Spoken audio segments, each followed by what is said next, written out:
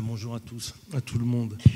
Bon, juste avant de rentrer dans le vif du sujet, je voulais te remercier au nom de toute l'équipe qui organise ces rencontres pour avoir remplacé au pied levé donc Stefano. Mais je crois qu'on ne va pas être déçus parce que ça fait 9 ans que tu travailles avec lui, que tu connais son cinéma parfaitement. Et je le dis d'autant plus qu'il s'était passé un peu le même genre de choses il y a quelques années et que tu étais venu présenter Place Tahrir à Marmande et que ça avait été une rencontre absolument magnifique. Les gens en parlent à Marmande. Et je voudrais ajouter que tu n'es pas seulement la productrice des films de Stefano, mais que aussi, décidément dans le cinéma tu sais tout faire, tu es aussi réalisatrice, tu as fait 2 films dont le dernier était à Locarno d'ailleurs, et puis aussi que tu es monteuse et que tu as notamment monté donc Place Tahrir et Palazzo dell'Achille. Alors, moi j'avoue que je connais Stefano depuis Place Tahrir et beaucoup de gens l'ont connu avec Place Tahrir. Stefano était parti une bonne quinzaine de jours sur cette place en Égypte et tout seul. Je crois qu'en plus il ne parlait pas la langue, si je me rappelle bien. Il comprend, mais voilà. Et donc il est allé filmer, et il a ramené ce film absolument incroyable, où en fin de compte, le peuple occupait cette place et a fait virer le chef d'État. Mais si on revient un petit peu en arrière, et voir un petit peu comment a commencé Stefano.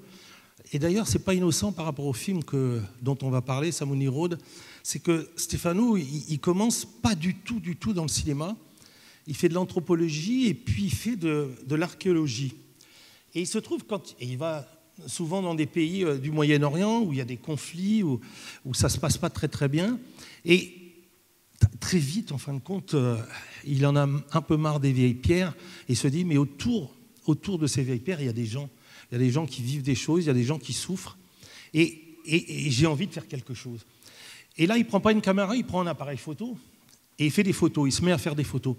Et il me racontait, là, parce qu'il est venu à Jindou présenter son film, il me racontait qu'il y avait une photo, il s'était passé quelque chose autour d'une photo où il avait pris un vieil arabe avec un narguilé, et cette photo avait été achetée parce qu'elle était très belle et elle disait plein de choses. Et 3 ans ou 4 ans après, dans un journal, il retrouve cette photo qui illustrait, en fin de compte, une attaque terroriste.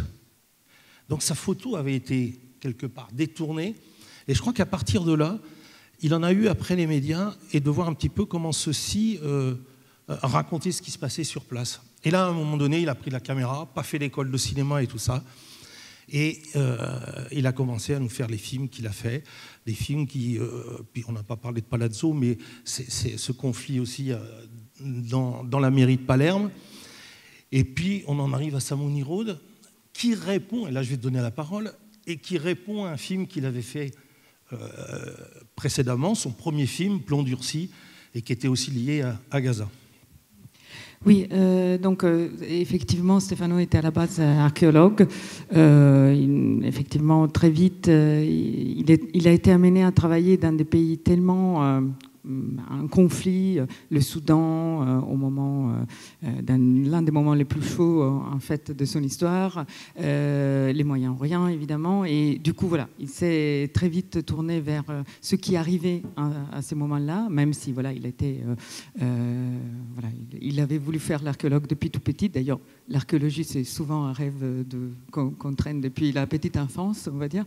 Et voilà, il a commencé donc à faire de photographie, et après voilà, il a voulu passer au film documentaire, au cinéma documentaire, pour donner justement du contexte aux choses, pour que les images ne soient pas utilisées de façon voilà, un peu passe-partout pour illustrer n'importe quoi, mais voilà, pour construire des histoires, évidemment, comme les cinémas racontent des histoires, que ce soit d'animation, documentaire ou fiction, et construire donc quelque chose de plus complet sur des histoires. Donc, et il a fait un film sur les combattants kurdes en Irak, il a fait d'autres films, voilà, dans ce que normalement, disons, est un peu le territoire de reporter, entre guillemets. Il a voulu toujours faire de longs métrages documentaires pour le cinéma dans ces contextes qui sont normalement plutôt, on va dire, liés à l'actualité, entre guillemets, ou quelque chose comme ça.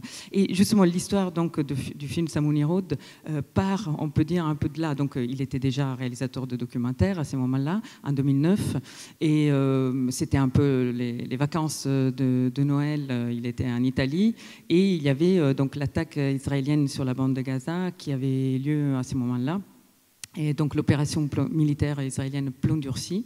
Et en fait, pour la première fois, l'armée israélienne avait empêché à tous les reporters d'entrer dans la bande de Gaza. Donc il y avait un véritable embargo pour les journalistes, les photographes et tout, ce qui donnait quelque chose d'assez surréel dans les médias, encore plus surréel que d'habitude, parce que les journalistes restaient donc à la frontière, encadrant comme ça la fumée au loin sur les toits dans la bande de Gaza, sans savoir rien de ce qui se passait à l'intérieur de ces pays, disons, bombardés tous les jours, et en disant évidemment n'importe quoi. Et c'était pas mieux évidemment dans les médias arabes où on retrouvait plutôt des images de l'intérieur, mais carrément de l'hôpital, des gens qui se faisaient opérer parce qu'ils étaient donc quelque chose d'un peu morbide et qui jouait un peu sur voilà, le morbide pour attirer l'attention. Donc ces deux traitements-là des médias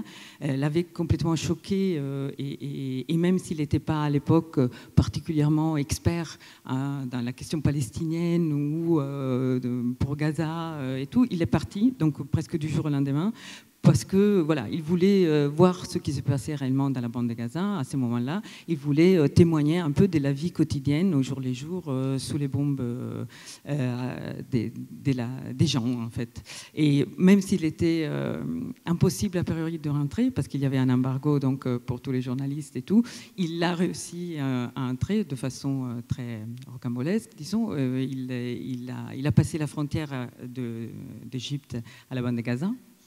Et il a documenté donc la vie au jour le jour pendant cette attaque.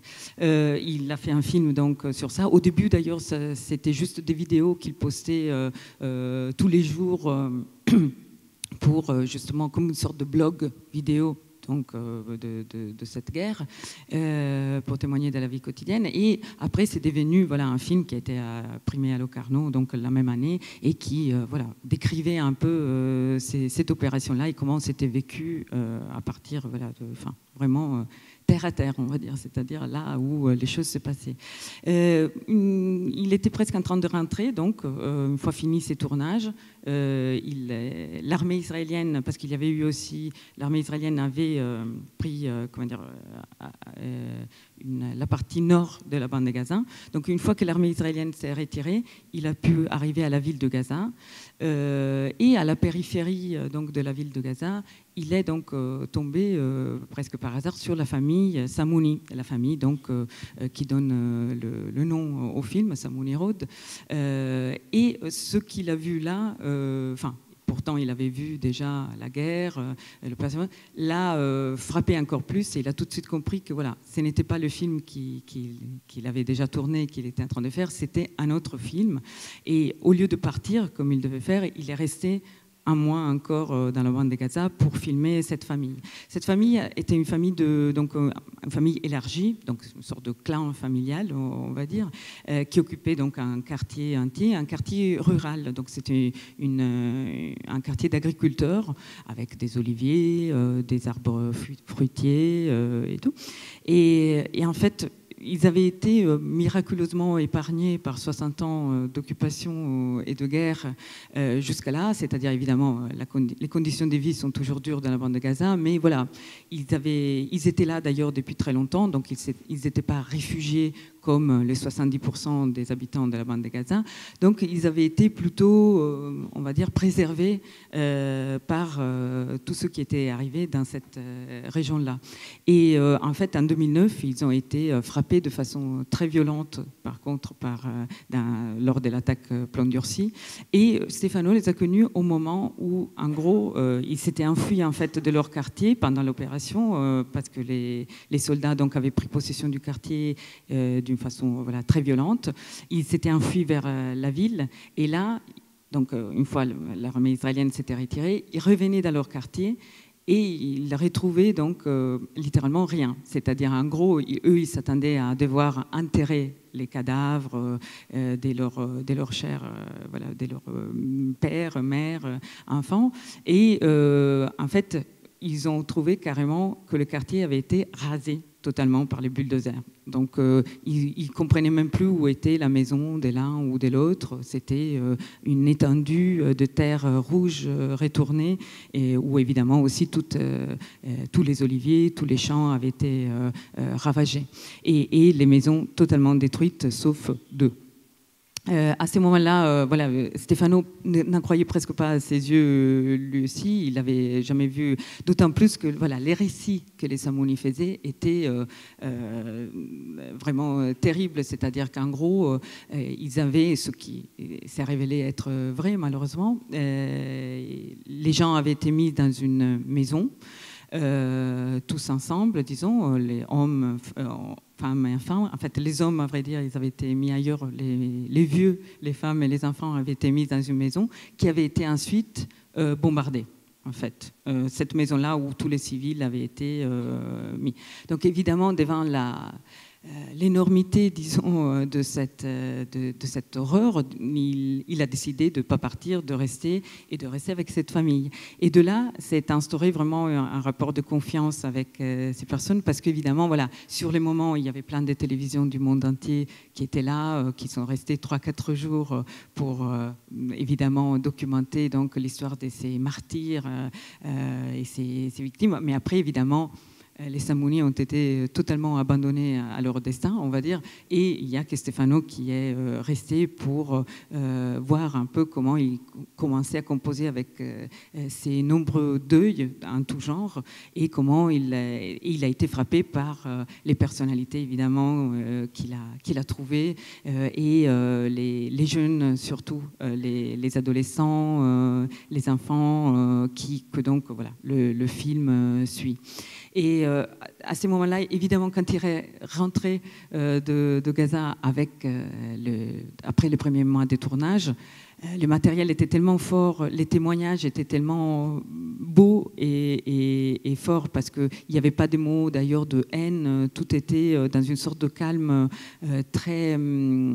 comme des récits qui étaient arrivés il y a très longtemps, alors que ça venait d'arriver. Donc on a été vraiment très frappés par cette façon de raconter aussi que les Samounis avaient leur histoire. Évidemment, c'était tellement fort qu'on s'est dit, on va le monter tout de suite, ça va être un documentaire, un film documentaire très fort, il y a un matériel qui est là. Et en fait, on a commencé donc après monter ces matériels, et on s'est rendu compte que malheureusement, ça ne disait pas plus que les films qu'on venait de faire avec Plan Durci, et malheureusement un peu tout ce qui est dit sur la question palestinienne, la bande de Gaza. En gros, on arrivait toujours après coup, après l'attaque, après la catastrophe. On voyait des gens sous les chocs, traumatisés, dans les ruines, qui n'avaient pas qui étaient plus presque des individus, mais qui étaient des victimes. Tous presque pareils, comme malheureusement ça arrive après toute catastrophe, après toute tragédie. Et de là, comme après le premier mois de tournage, déjà se dessinaient par contre les personnalités des vivants et des morts, parce qu'évidemment les souvenirs commençaient à émerger de tous ceux qui avaient péri dans l'attaque et qui étaient d'ailleurs un peu les chefs charismatiques de la famille. On s'est dit non. La famille Samouni mérite d'être traitée comme justement c'est une histoire familiale qu'on veut raconter. C'est l'histoire aussi entre les générations.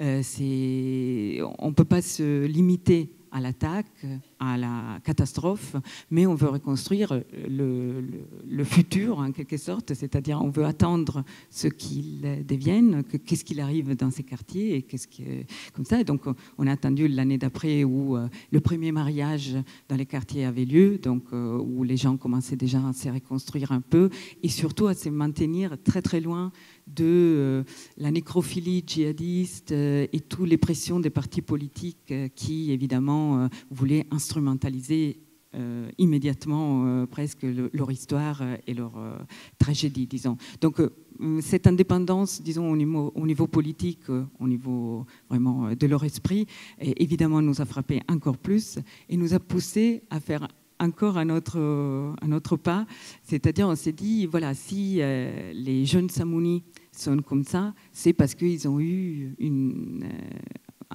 relation très forte avec leurs parents qui leur ont évidemment communiqué, transmis des valeurs et une éducation d'un certain genre.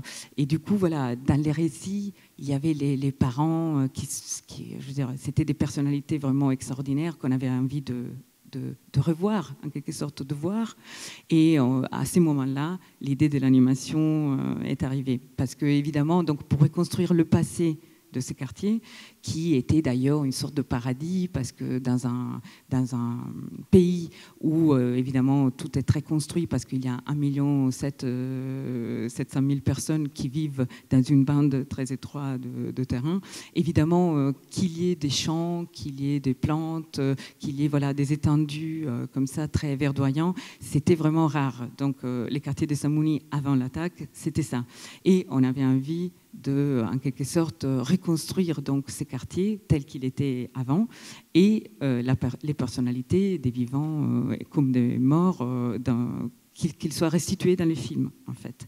Et à ce moment-là, voilà, c'était hors de question pour Stefano de recourir à la fiction, dans la mesure où les témoignages et les personnages réels étaient tellement forts que c'était pas la peine de penser à les faire incarner par quelqu'un d'autre dans des flashbacks ou des choses comme ça. Et donc, évidemment, voilà, l'animation s'est imposée comme un peu une façon de rendre palpable et de faire vivre en fait aux spectateurs la vie passée du quartier pour vivre avec eux la tragédie et l'attaque d'une façon totalement différente, avec une base en quelque sorte qui faisait qu'on connaissait les personnages avant la tragédie, avant ce qui est arrivé. Donc pour le vivre plus à leur côté, finalement.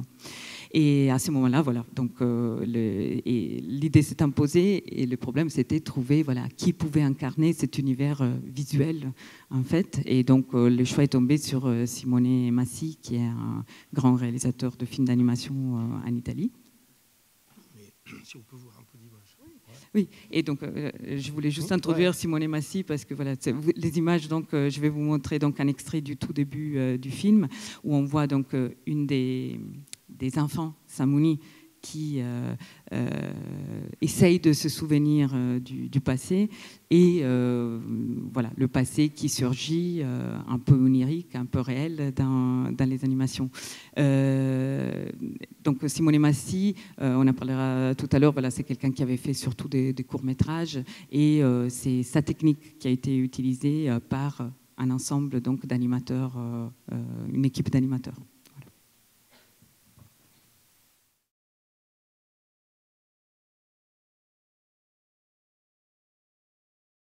Alors, tu en avais un petit peu parlé. Pourquoi le choix de Massimo Massi, Simone Massi. Parce que vous ne connaissiez pas du tout le milieu du cinéma d'animation, vous ne connaissiez pas tellement le cinéma d'animation. Et comment ça s'est fait, ça il est, on va dire, dans les milieux assez connus en Italie tout de même. Et en plus, voilà, le hasard a voulu qu'il a eu un prix, donc l'équivalent du César, on va dire, du court-métrage en Italie, au moment où on a eu avec donc Tahrir, Place de la Libération, un César aussi. Et comme curieusement, documentaire et animation, c'est considéré un peu la même catégorie, ou presque, pour l'équivalent des Césars en Italie. On a eu façon d'être ensemble, disons, dans ces contextes-là. Et c'est vrai que voilà, donc, on a connu encore mieux un peu son univers, parce qu'on s'est fait donner les films, évidemment. On avait été très frappé par ce qu'on avait vu, les extraits qu'on avait vus. Et en fait, voilà, il a une technique donc, qui est une technique de carte à gratter, disons. Donc, il part d'une surface noire. Donc, il étale 2 couches de pastel gras, donc une couche de blanc cassé, disons, et une couche noire ensuite. Et ensuite, avec des outils de gravure, il dessine et en quelque sorte, on part donc du noir pour arriver à la lumière, en quelque sorte. Et évidemment, disons, ces processus techniques, finalement, ces procédés techniques rappellent un peu les travaux que Stefano avait fait avec les Samounis sur la mémoire. Donc on part un peu de l'oubli, de quelque chose qui est totalement noir, et on arrive peu à peu à ces souvenirs qui émergent, à ces mémoires qui émergent, de façon d'ailleurs assez laborieuse et difficile, parce que c'est évidemment une technique, il y a 8 dessins par seconde, en moyenne un dessinateur réussit à en faire 3-4 par jour, donc pour faire une demi-seconde il y a une journée de travail, et il y a évidemment quelque chose qui est très, un travail sur la matière qui est très vivant et qui rappelle aussi d'ailleurs cet univers d'agriculteurs dont d'ailleurs Simone Massi, et c'est une autre raison pour laquelle Stefano avait pensé à lui, c'est que Simone Massi parle beaucoup des paysans de sa région. En fait, dans ses films, il parle du monde de l'agriculture italien, enfin du centre de l'Italie. Et évidemment, ça n'a à l'apparence rien à voir avec le monde des paysans à Gaza, mais en réalité, évidemment, il y a beaucoup de... Et en plus, il a travaillé aussi beaucoup sur la résistance, donc la résistance de la Deuxième Guerre mondiale en Italie, et la résistance dans le monde paysan. Et évidemment, ça aussi, ça nous semblait très cohérent par rapport au sujet finalement du film, c'est-à-dire que finalement, c'est des gens qui résistent à quelque chose et qui résistent justement à l'oubli, qui veulent essayer de se souvenir de leurs racines à tout prix, et qui effectivement sont des paysans et vivent dans un monde qui a un monde rural, disons, et donc avec aussi les récits, la façon de raconter qu'il y a dans ces mondes-là et la façon de se souvenir, disons, des choses dans ces mondes-là. Donc tout ça, à la fois la technique, vraiment le côté très technique de la méthode de Simone Massi, et voilà, tous ces mondes-là dont il avait parlé semblaient s'imposer un peu comme une évidence, disons, pour Stefano, pour incarner donc l'univers à la fois onirique et de la mémoire, disons, de ce film. Le problème, c'était que Simone Massi avait travaillé tout le temps, enfin toujours tout seul, avec tout au plus sa femme, qui est elle-même une animatrice exceptionnelle qui s'appelle Julia Gronskaya, et qui l'a aidé pour certains de ses courts-métrages. Donc déjà, évidemment, il n'avait fait que des courts-métrages auparavant. Et donc le problème, c'était évidemment déjà le film l'animation du film a mis 4 ans pour se faire. Évidemment, pour éviter que ça prenne 10 ou 15 ans, on a dû construire, en quelque sorte, bâtir une équipe qui, évidemment, dessine comme Simone et en même temps réinterprète aussi sa technique pour chacune des séquences. Donc on a laissé chaque artiste s'emparer d'une séquence. On n'a pas fractionné le film. On a voulu que chacun s'empare en fait d'une partie du film. Et en fait, ils viennent, en gros, les animateurs, ou plutôt les animatrices, parce qu'il y a beaucoup de femmes, viennent presque tous, en fait, ils ont fait l'école d'Urbino, qui est une école assez connue en Italie, une école d'art assez connu en Italie pour voilà, à la fois l'art, l'illustration et l'animation. Et donc, ils sont tous des dessinateurs exceptionnels. D'ailleurs, certaines ont été ici en résidence à Fontevraud. C'est Magda Guidi et Mara Cherry et Virginia Mori, donc, qui ont été ici en résidence à Fontevraud. Et toutes, ils ont été enthousiastes à la fois du projet et un peu de la folie aussi de ce projet, parce que voilà, ce n'était pas facile, surtout au début, à organiser. Et ils ont donné vraiment leur savoir-faire artistique et leur sensibilité pour s'emparer de l'histoire des Samounis et de chaque séquence. Alors, mine de rien, le film doit faire 2h05, je crois, 2h05, 2h10, il y a 40 minutes d'animation. Tu l'as dit, donc les souvenirs, les cauchemars, les rêves, la vie d'avant, et puis l'attaque. Et moi, je voudrais savoir un petit peu comment s'est passée la collaboration entre Stefano et ce réalisateur de film. Quelles étaient un petit peu les demandes de Stefano, et avait-il une liberté, voilà, le réalisateur d'animation? Comment ça se passait entre les deux? En gros,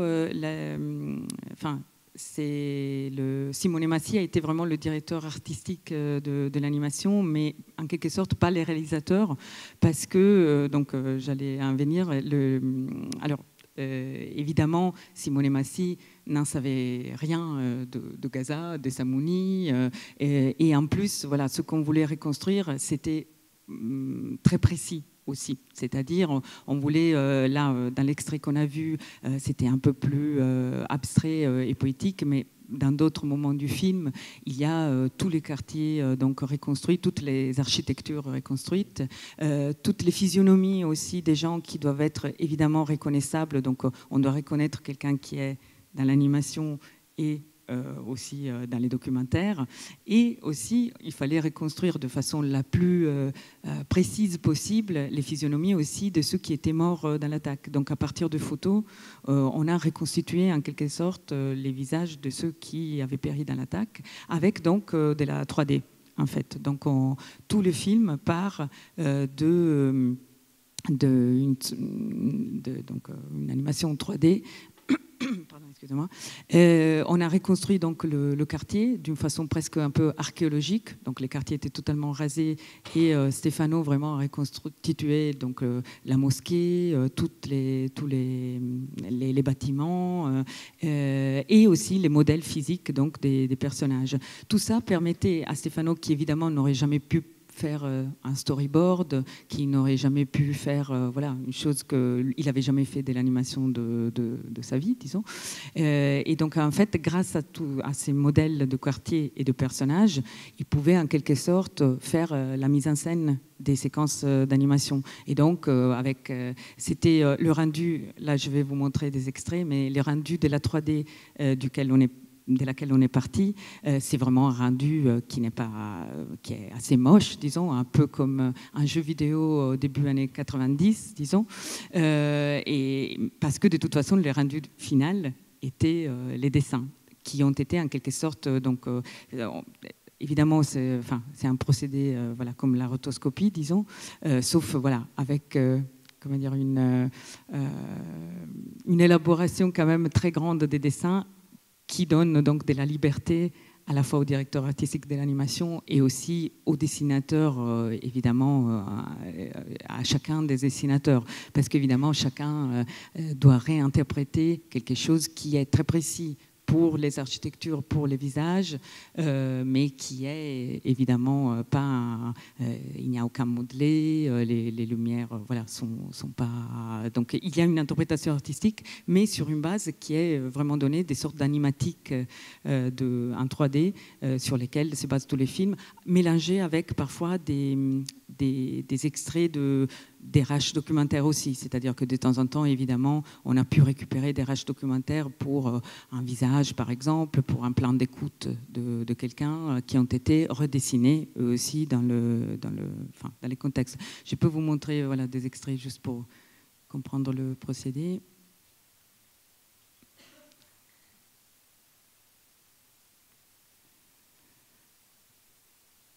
voilà, ça avait été pour des personnes qui connaissaient beaucoup moins que vous l'animation. Donc voilà, donc on a reconstruit des modèles de personnages. Ça, par exemple, c'est quelqu'un qui était encore vivant, donc ça a été relativement plus facile pour les visages. Donc on animait évidemment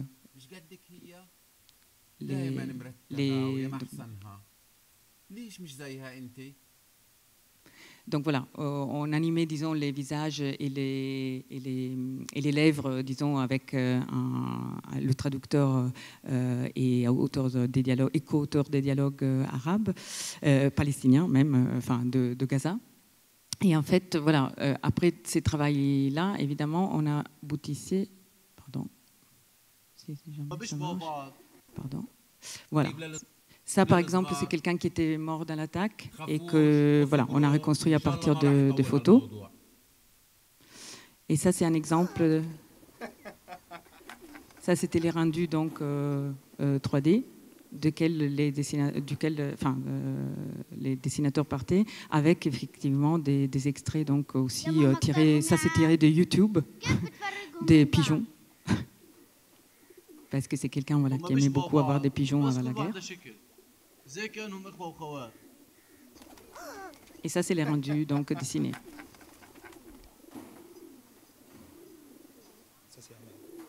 Et la petite protagoniste et son oncle qui est mort dans l'attaque et qui avait donc la passion des pigeons.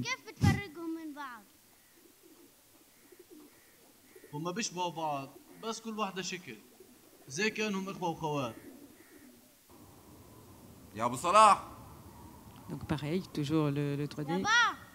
Donc là, on voit la reconstitution de la mosquée qui était totalement détruite. Enfin, il n'en restait rien au moment où Stefano était arrivé. Donc on a essayé voilà, de la reconstruire au plus près. À partir de vidéos de mariage, c'était la seule chose qui était restée où les quartiers étaient visibles à peu près. Et ça, c'est les rendus dessinés.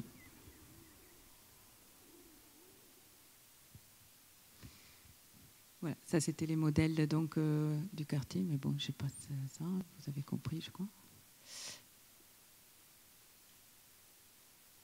Et voilà, la technique, donc, c'est... Donc parfois, comme je vous disais, on partait des images du documentaire, donc ça c'est un personnage voilà, du documentaire. Et voilà, ensuite... donc ça c'est très, comment dire, la vitesse est très augmentée, mais c'est de toute façon très lent. Dis-nous combien il faisait de... Je crois que c'est 2 secondes par semaine, c'est ça? 8 dessins par seconde, mais c'est en moyenne une demi-seconde par jour par animateur. Ah, voilà, donc ça c'était un peu les travaux incroyables, je trouve, des dessinateurs qui...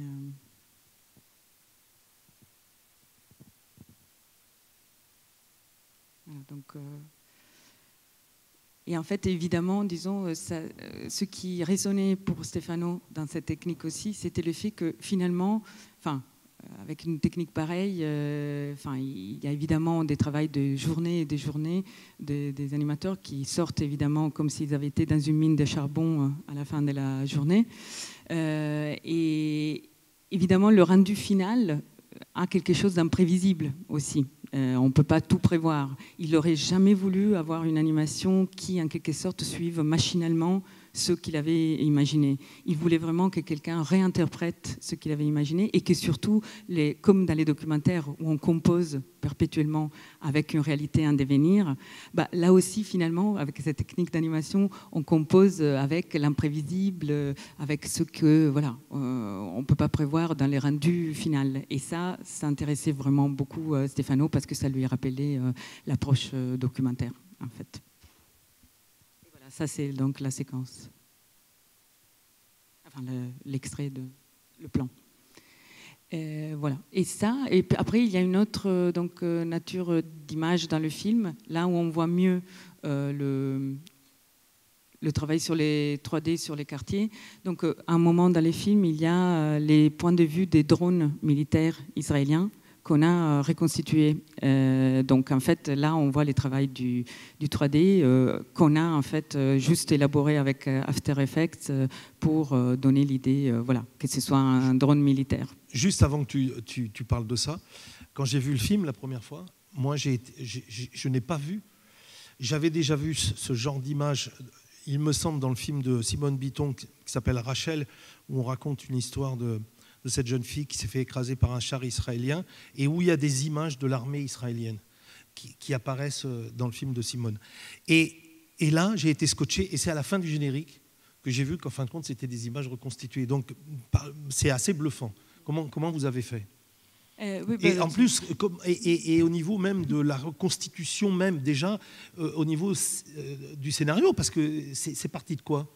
L'attaque, Oui, en fait, alors tout ce qui concerne l'attaque, évidemment, on a voulu être très très précis. Si déjà toutes les animations sont inspirées des souvenirs des jeunes Samounis, on a vraiment entrecoupé le plus possible les informations, les témoignages pour faire quelque chose de véridique. Or, évidemment, en ce qui concerne l'attaque et la guerre, on a été vraiment le plus précis possible. Et à un moment, on s'est rendu compte qu'on ne pouvait pas faire ça du point de vue de la famille Samouni. Et du coup, comme le point de vue de la famille Samouni, c'est effectivement les souvenirs dessinés, en quelque sorte, on s'est dit que pour le moment de l'attaque, il fallait compléter ça par quelque chose qui était le point de vue des militaires israéliens. Parce que grâce à une enquête militaire en fait, de l'armée israélienne, on a pu en fait, avoir accès à certaines informations de ce qui est arrivé. Parce qu'évidemment, on se demandait mais pourquoi ils ont bombardé donc, cette maison. Évidemment, il s'agit d'une soi-disant erreur militaire. Vous verrez les films, voilà, c'est expliqué dans les films, c'est ce qu'ils ont cru, on va dire. Mais en fait, voilà, on a vraiment reconstruit. C'était très important d'être précis parce qu'évidemment, sinon, on peut être accusé d'avoir faussé, disons, la réalité. Donc, on a reconstruit les dialogues des pilotes d'hélicoptères à ce moment-là à partir de ce que le rapport militaire israélien a dit. C'est-à-dire, voilà, on a essayé de reconstruire la chaîne des événements qui a fait qu'il y a eu ces bombardements. Et en fait, voilà, la meilleure façon de le faire, c'était à la fois d'avoir le point de vue avec les Samounis dans la maison, et ça, c'était l'animation dessinée. Et par contre, voilà, on l'a en quelque sorte alterné avec donc, un point de vue plus froid, plus distant, qui a fait que, évidemment... Donc, je vais vous montrer d'ailleurs un petit extrait concernant justement ces...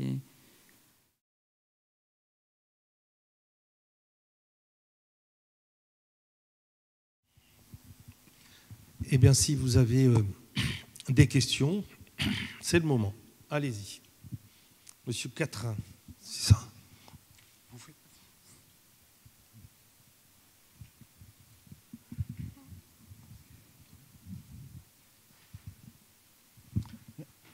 Je suis partagé entre me dire ces gens sont complètement fous, ou cette entreprise est complètement folle et cette entreprise est admirable. Et je me demande jusqu'à quel point vous avez réalisé, dans quoi vous vous lanciez quand vous avez commencé à travailler sur le projet. Alors, c'est une question très juste, en ce qui me concerne, surtout en tant que productrice, disons. Parce que, voilà, oui, non, oui, j'ai senti que c'était un peu fou et j'avais jamais fait effectivement de la production d'animation, donc c'était d'autant plus fou pour ça. Et en même temps, oui, il y avait un petit peu d'inconscience aussi. Évidemment, on avait sous-estimé le coût. Je ne vous dis même pas de combien, c'était dingue. Et voilà, donc on a composé, c'est aussi pour ça que ça a pris beaucoup de temps, évidemment aussi pour le temps de faire le 3D et les dessins. Donc les deux choses sont allées d'ailleurs en même temps pour faire en sorte que voilà, on ait du matériel fini, disons, pour pouvoir le montrer tout simplement aux éventuelles institutions, financeurs et tout. On avait vraiment besoin de faire comprendre un peu la nature du film, parce qu'évidemment au début Stefano a fait que des documentaires, donc on ne nous croyait presque pas, on ne croyait pas que c'était possible, voilà, que c'était utile ou intéressant de faire ça. Et donc on avait besoin effectivement de montrer les choses. Donc très vite, on a dû se lancer dans le processus. Donc ça a des avantages, mais ça a aussi des inconvénients. Parce qu'évidemment, quand on s'élance très rapidement dans quelque chose, on n'a pas le recul et le temps de vraiment faire un plan de travail encore plus précis et tout. Donc c'est vrai que voilà, on a réalisé à moitié, disons, la tâche, et on l'a réalisé dans les 4 années qui ont suivi et qui ont... on va dire que l'animation a commencé véritablement en 2014 et c'est fini vraiment début 2018. Donc voilà, ça a été un processus assez long et on a évidemment ajusté, on va dire, les choses, et on a dû attendre parfois, évidemment interrompre parce qu'il manquait des financements. On a trouvé ensuite des financements pour continuer et donc on reprenait. Enfin, ça a été vraiment quelque chose d'assez... ça n'a jamais été acquis, on va dire. Ça a toujours été très difficile du début jusqu'à la fin. Mais voilà, on est content du résultat.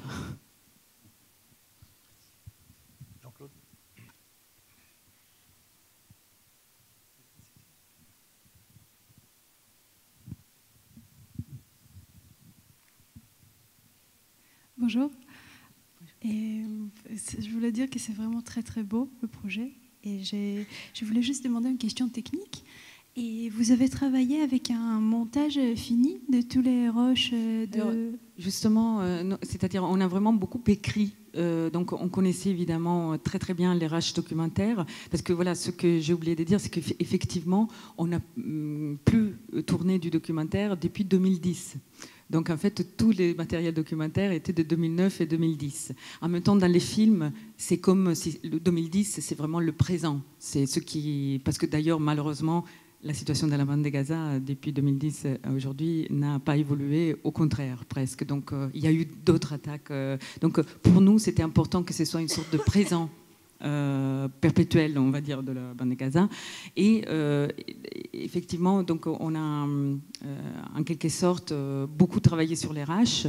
On les a aussi prémontés au début et tout, mais ensuite surtout écrit. Donc il y a eu aussi moi, Stefano, et Léa Misus, qui est une réalisatrice aussi et scénariste, qui avons beaucoup travaillé, disons, sur les scénarios, parce que évidemment, vu les temps de travail que l'animation demandait, évidemment qu'on a donné la priorité à l'animation.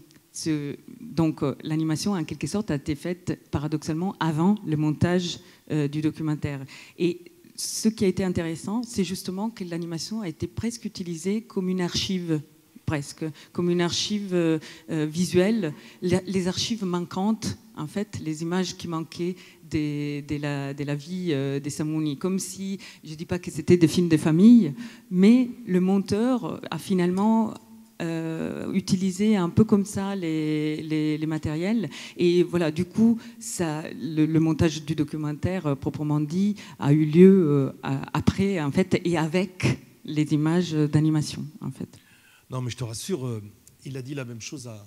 Tu dis, je peux le dire, mais il a dit exactement la même chose à Jindou. Il a même été plus loin, puisqu'il a dit qu'à un moment donné, ils avaient même coupé, tu te rends compte, dans l'animation, il y a 3-4 minutes. Je m'en rends compte, malheureusement, oui. Mais parce qu'effectivement... malheureusement, voilà. Des minutes d'animation ont été coupées. Vous imaginez la productrice qui est à moi, ce qui a pensé. Il a quand même coupé dans l'animation, c'est vrai. Y a-t-il une autre prise de parole ? Oui. Oui, bonjour. Quelle est la carrière de ce film? Je ne connaissais pas son existence. Donc je suis il était à Cannes, donc à la quinzaine de réalisateurs. Donc ça a été un bon début, on va dire, pour les films. Là, il est un peu dans les festivals du monde entier. Il va sortir en salle en France le 7 novembre. Donc évidemment... Il fait le tour là, des festivals, et quand il est venu à Jindou, il était venu avant à Douarnenez dans la même semaine et après à Lussas. C'est un film qui est extrêmement bien reçu, qui est même il y a eu certains visionnements par rapport à des exploitants de salles et il est très bien reçu, même si ça va, pour nous, on est content, on va le défendre et tout ça, même si ça ne va pas être si facile que ça de faire venir les gens et de discuter, non pas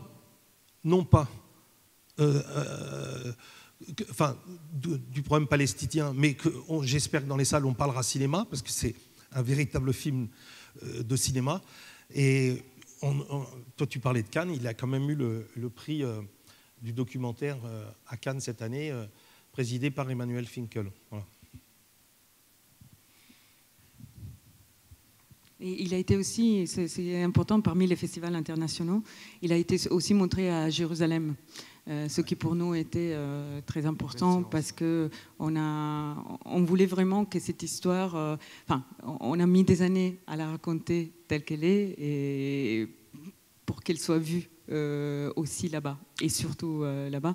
Donc évidemment avec toutes les difficultés qu'il peut y avoir, mais voilà, on a été très contents que ça a été vu aussi à Jérusalem. Et d'ailleurs là maintenant on est en train de faire d'autres projections encore.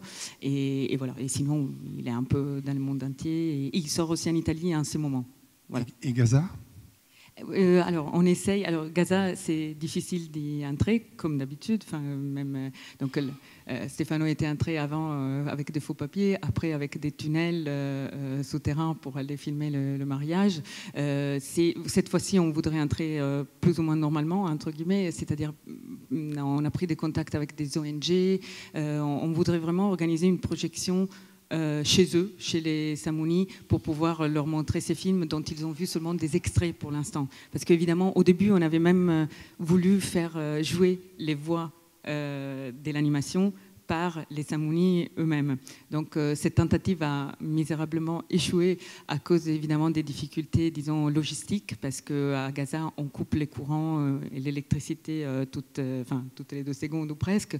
Donc évidemment, de faire à distance une direction de doublage, disons, avec en plus voilà, les conditions là-bas, malheureusement, ça n'a pas été le cas. Mais du coup, voilà, ils ont pu voir aussi des extraits de l'animation et ça a été très bien parce qu'ils ont tout simplement dit c'est nous, merci, c'est vraiment nous. Donc on a été très, très heureux qu'au moins ils se sont reconnus, on va dire, dans ce qu'on a reconstruit de leur passé et de leur mémoire. Et là, on a vraiment envie de leur montrer les films dans son intégralité là-bas, et si possible sur grand écran. Donc on est en train d'organiser ça et j'espère qu'au printemps, on va y arriver. Merci beaucoup. Juste, non, je finirai parce que c'est un film qui m'a beaucoup touché. Et à la différence de Plomb Durci qui dénonçait ce film, et bon, tu l'as beaucoup expliqué, hein, mais il est complètement à l'inverse. C'est-à-dire que, et puis je vous le disais tout à l'heure, qu'il était archéologue et il a reconstruit avec ces gens-là, pas seulement leur univers et tout ça, mais moi je crois qu'il les a aidés à passer ce cap pas facile et tout ça, et que pour une fois, j'allais dire, dans un film, je ne dirais pas qu'il ne prend pas parti, c'est un film politique, mais ce n'est pas un film militant, et qu'il a filmé non pas les Palestiniens comme des martyrs ou des terroristes, mais comme des individus. Voilà. Donc dites-le autour de vous, c'est un film magnifique. Voilà. Et juste vous dire que cette problématique que vous vous êtes posée par rapport au cinéma d'animation et par rapport aux images que vous aviez et ces images manquantes, on en parle déjà depuis 2-3 ans. La Nef organise des rencontres entre le documentaire et l'animation, quand parfois c'est le documentaire qui s'empare de l'animation ou l'inverse, et que les prochaines rencontres auront lieu dans l'une des plus belles salles de France, au Plaza à Marmande, le 14 et le 15 mars. Voilà. Et vous y êtes invités. Voilà. C'est dans le sud-ouest. Merci Philippe. Entre Agen et Bordeaux. On y sera tous. C'était une petite page de pub. Hein. Merci C'est Pénélope. M. Xavier Cabouat-Topor qui m'a demandé de la donner. Merci Pénélope, merci Philippe. Et merci à toi Pénélope. Et merci de votre attention.